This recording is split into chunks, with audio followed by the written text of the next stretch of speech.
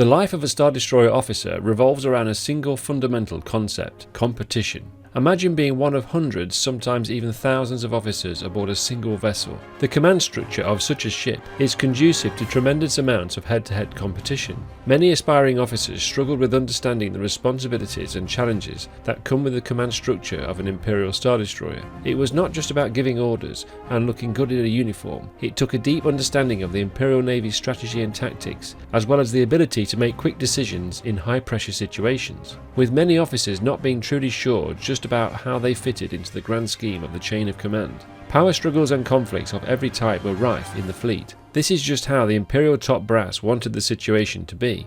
They figured that a greater amount of competition between Star Destroyer officers was a positive thing, inducing more careful work habits and fewer mistakes. Because these ships spent so much time out in deep space, without constant or immediate supervision from the Imperial High Command, their commanders often took liberties with their crews that they would be otherwise unable to take. This was of course especially true if you were a senior officer belonging to Darth Vader's fleet. The Dark Lord had absolute power over his crew, and often expressed his own rather severe form of punishment. For this reason, among others, Star Destroyer assignments, while coveted for their potential for advancement, were feared for the likelihood that an officer would suffer something that was beyond his control. Star Destroyer officers had the fastest promotion ratio and yet the worst service records and lowest life expectancies among all branches of the Imperial officer class, as well known among members of the Imperial military elite. They were also known as nervous, insecure officers who had little chance for a successful military career. But having a commission aboard a Star Destroyer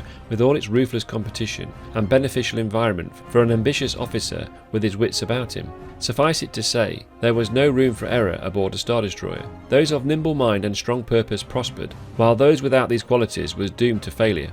One of the biggest challenges was the sheer scale of responsibility. As a Star Destroyer captain, they were not just responsible for their own crew, they were also responsible towards the Imperial Navy's strategic interests inside the sector region. It was a heavy burden to carry, and it required a certain level of mental toughness and emotional intelligence. The captain needed to be able to stay calm under pressure, think critically, and make tough decisions quickly, all the while keeping their crew motivated and focused. It was not an easy job, but was a crucial one. But what about the skills and traits that made a successful Star Destroyer officer? What sets them apart from the rest, and how could they develop those skills in themselves? Another key challenge was the need for constant learning and adaptation. The galaxy was a constantly changing place, and as a Star Destroyer officer as part of the command staff, such as a Navy captain, commander or lieutenant, they needed to be able to stay ahead of the curve. That meant constantly updating their skills, learning new tactics and strategies, and staying flexible in the face of changing circumstances. It was not enough just to rely on what they had learned in the academy. They needed to be able to think on their feet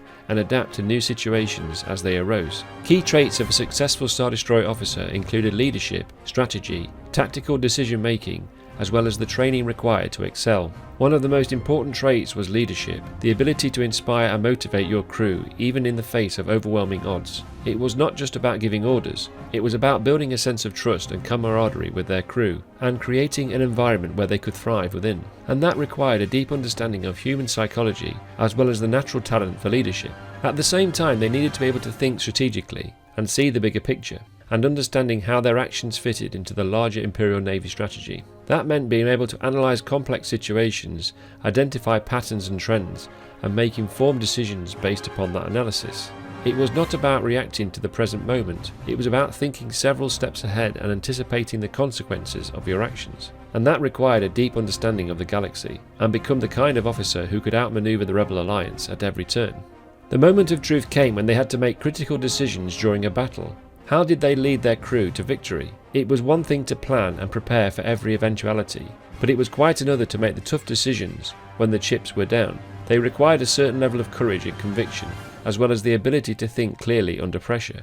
So how could they develop that kind of decision-making skill, and become the kind of officer who could stay calm and focused, even in the most intense battle scenarios? In the heat of battle, there was no time to second-guess themselves.